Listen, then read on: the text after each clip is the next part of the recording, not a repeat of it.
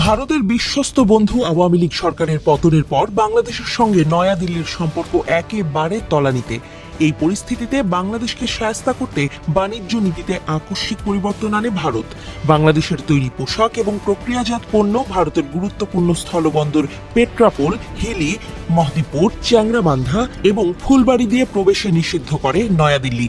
তবে বাংলাদেশকে শায়েস্তা করতে গিয়ে উল্টো নিজেদের দেশের মানুষকে বিপদে ফেলেছে মোদী সরকার। স্থলবন্দর দিয়ে বাংলাদেশের তৈরি পোশাক আমদানি নিষিদ্ধ করায় কাজ হারিয়েছেন শত শত শ্রমিক।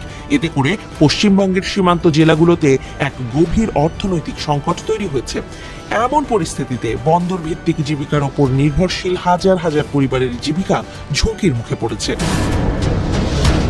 গত মে মাস থেকে বাংলাদেশের তৈরি পোশাক এবং প্রক্রিয়াজাত পণ্য ভারতের গুরুত্বপূর্ণ স্থলবন্দর পেট্রাপোল, হিলি, মহদীপুর, চ্যাংরাবান্ধা এবং ফুলবাড়ি দিয়ে প্রবেশে নিষিদ্ধ করেছে দেশটির কেন্দ্রীয় সরকার। এই বন্দরগুলো পশ্চিমবঙ্গের অর্থনীতির জন্য অত্যন্ত গুরুত্বপূর্ণ। এখন থেকে এই ধরনের সমস্ত পণ্যগুলো অনেক দূরবর্তী কলকাতা এবং নাভা সেভা সমুদ্র বন্দর দিয়ে আমদানি করতে হবে ভারতকে।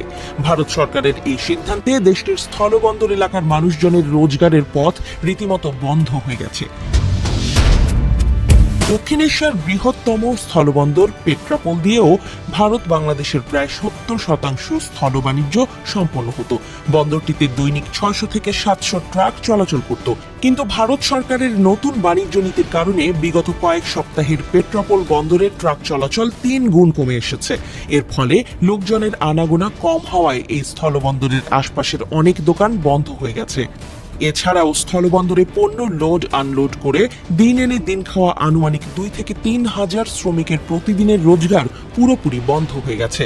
এতে করে জীবিকা নিয়ে অনিশ্চয়তার মুখে পড়েছে ভারতের খেটে খাওয়া এসব লোকজন।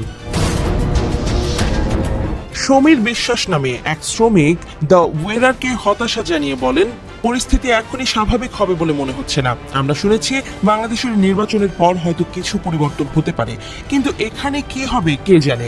কতদিন আর অপেক্ষা করব? আমি এখন অটো রিকশা চালানো শুরু করেছি। ভারত সরকারের নতুন বাণিজ্য নীতির কারণে পশ্চিমবঙ্গের শ্রমিকরা কষ্টে দিন কাটাচ্ছেন, বিষয়টি স্বীকার করলেন বনগাঁ উত্তরের বিজেপি বিধায়ক অশোক কীর্তনিয়া। তিনি বলেন, এটা সত্য যে স্থলভিত্তিক আমদানি রপ্তানি বন্ধ হয়ে যাওয়ায় এখানকার অনেক দরিদ্র মানুষ ক্ষতিগ্রস্ত হচ্ছে।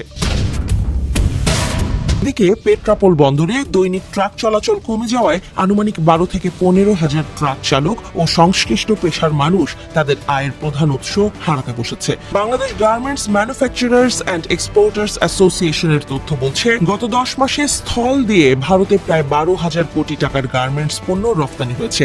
তবে ভারতের নিষেধাজ্ঞার কারণে স্থলপথের পরিবর্তে সমুদ্র বন্দর দিয়ে পণ্য পাঠাতে হবে। এতে খরচ বাড়বে।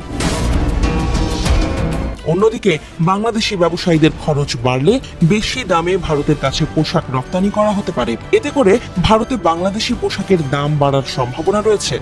এতে বাংলাদেশি সাশ্রয়ী দামের সাধারণ ভারতীয়দের নাগালের বাইরে চলে যাচ্ছে। হাওড়াহাটের ব্যবসায়ী শেখ সোহেল বলেন, বাংলাদেশ থেকে যে পণ্য আসতো তা ভারতের গরিব মানুষ কিনতে পারত, কিন্তু বাংলাদেশি পোশাক এখন বেশি দামে বিক্রি হচ্ছে। এ থেকে বোঝা গেল নয়াদিল্লির নতুন বাণিজ্য নীতির কারণে বাংলাদেশের চেয়ে বেশি বিপদে পড়েছে ভারতীয়রাই।